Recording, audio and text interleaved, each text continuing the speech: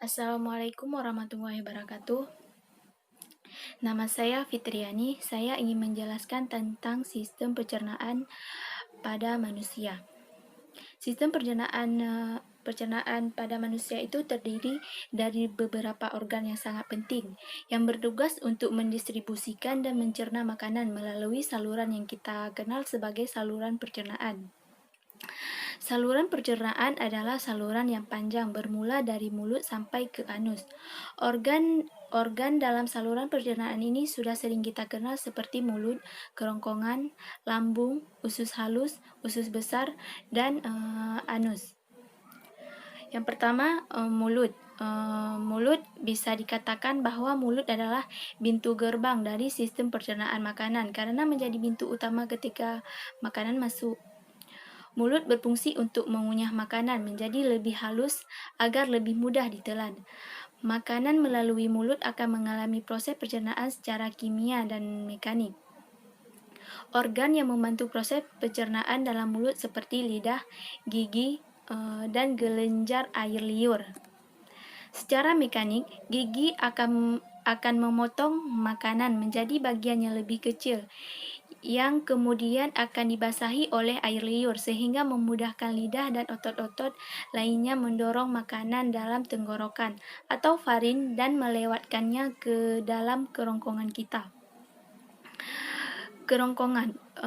Kerongkongan setelah makanan melalui mulut dan ditelan. Makanan akan melalui terongkongan atau faring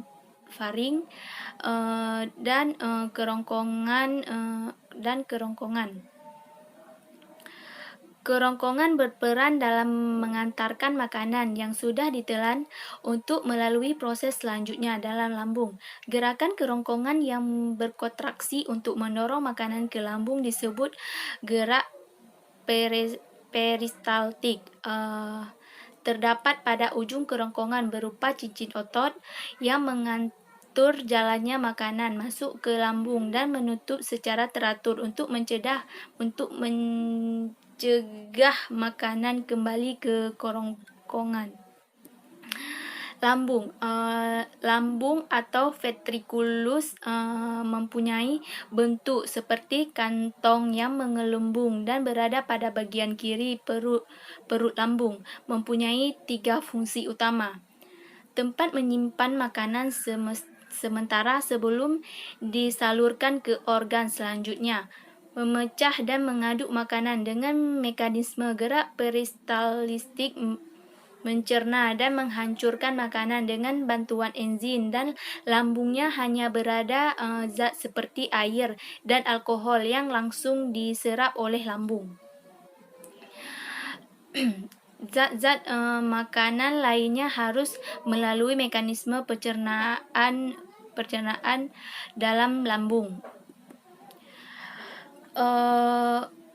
Usus halus berbentuk tabung tipis yang panjangnya 10 meter seperti selang yang digulung, di mana permukaan bagian dalamnya penuh dengan tonjolan dan lipatan.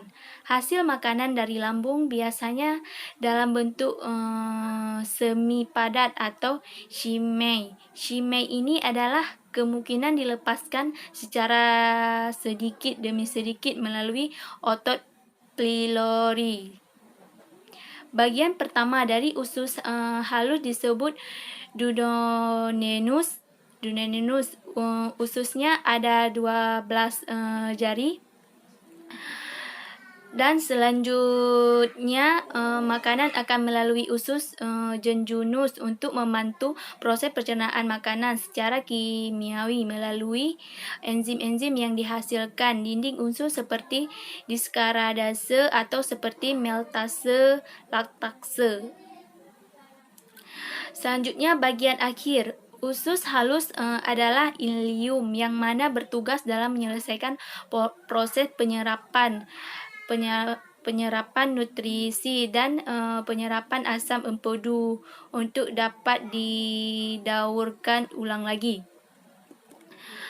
Selanjutnya, usus besar. Usus besar itu sistem pencernaan manusia lambung. Proses pencernaan dari usus halus yang masih belum maksimal kemudian akan dilanjutkan oleh usus besar. Usus besar berbentuk seperti usus U terbalik yang panjangnya sekitar 5 sampai 6 meter. Terdapat 3 bagian utama usus besar, yaitu cecum atau cecum, kolom dari rektum. Cecum berbentuk seperti kantong yang berfungsi menyerap nutrisi yang tidak dapat diserap usus halus. Rektum adalah bagian akhir dari usus besar. Rektum terhubung langsung ke anus sehingga bagian ini berfungsi tempat penyimpanan tinja sebelum dikeluarkan oleh anus. Fungsi utama usus besar adalah membuat air dan garam yang tidak dapat dicerna dan membentuk limbah padatan yang dapat dikeluarkan. Selanjutnya, anus. Anus berfungsi untuk proses defekasi fase dan mengatur keluarnya fase. Defekasi adalah proses membuang kotoran sisa pencernaan dalam bentuk fase. Hasil akhir dari sistem pencernaan makanan berupa fase atau kotoran enzim. Enzim yang berperan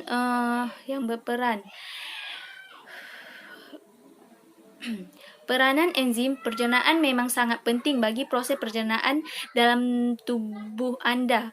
Akan tetapi, kerja enzim pencernaan bisa terganggu jika Anda sedang demam, konsumsi obat-obatan tertentu, atau menjalani diet khusus. Selain itu, radang pankrease dan fetonuria juga dapat membuat fungsi enzim pencernaan menjadi terganggu.